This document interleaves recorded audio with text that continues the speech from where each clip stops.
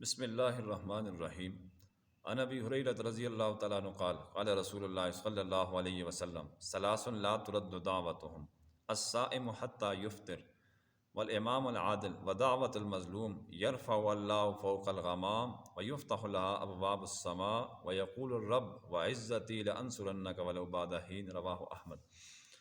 حضرت ابو ہریرہ رضی اللہ تعالیٰ عنہ فرماتے ہیں کہ نبی پاک صلی اللہ علیہ وسلم نے ارشاد فرمایا کہ تین شخصوں کی دعا رد نہیں ہوتی: ایک روزے دار یہاں تک کہ افطار کر لے، دوسرا عادل بادشاہ، تیسرا مظلوم آدمی کہ اللہ تعالیٰ اس کی دعا کو بادلوں سے اوپر اٹھا لیتے ہیں، اس کے لیے رحم اور آسمان کے دروازے کھول دیے جاتے ہیں، اور اللہ تعالیٰ فرماتے ہیں کہ میری عزت کی قسم میں تیری ضرور مدد کروں گا اگرچہ کچھ مصلحت یا کچھ دیر ہو جائے۔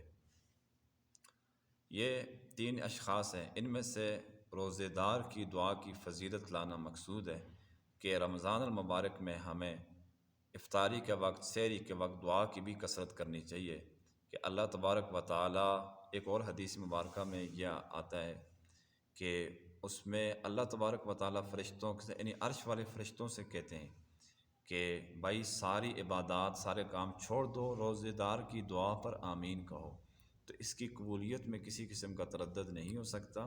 اس لیے سحری کا اوقات بھی بڑے بابرکت ہیں، افطاری کا وقت بھی بہت ہی قیمتی ہے کہ ایک روزہ اپنی تکمیل کو پہنچتا ہے سارا دن، تو اس میں دعا کا بہت اہتمام کرنا چاہیے تاکہ ہماری دعائیں قبول ہوں۔ ہمارے ملک کے حالات، اسی طرح غزہ کے مسلمانوں کے حالات اللہ تبارک و تعالیٰ تبدیل کر لے۔ دیکھیں ہمارے پاس صرف دعا کا ہتھیار ہے، عبادت اور نیک عمل کا ہتھیار ہے، اور اس طاقت کو، یعنی عبادت کی طاقت کو، دعا کی طاقت کو ہلکا اور معمولی نہیں سمجھنا چاہیے، خاص طور پر رمضان المبارک میں۔ ویسے بھی نہیں ہے یہ، لیکن رمضان المبارک میں اس کو بالکل ہلکا نہیں سمجھنا چاہیے۔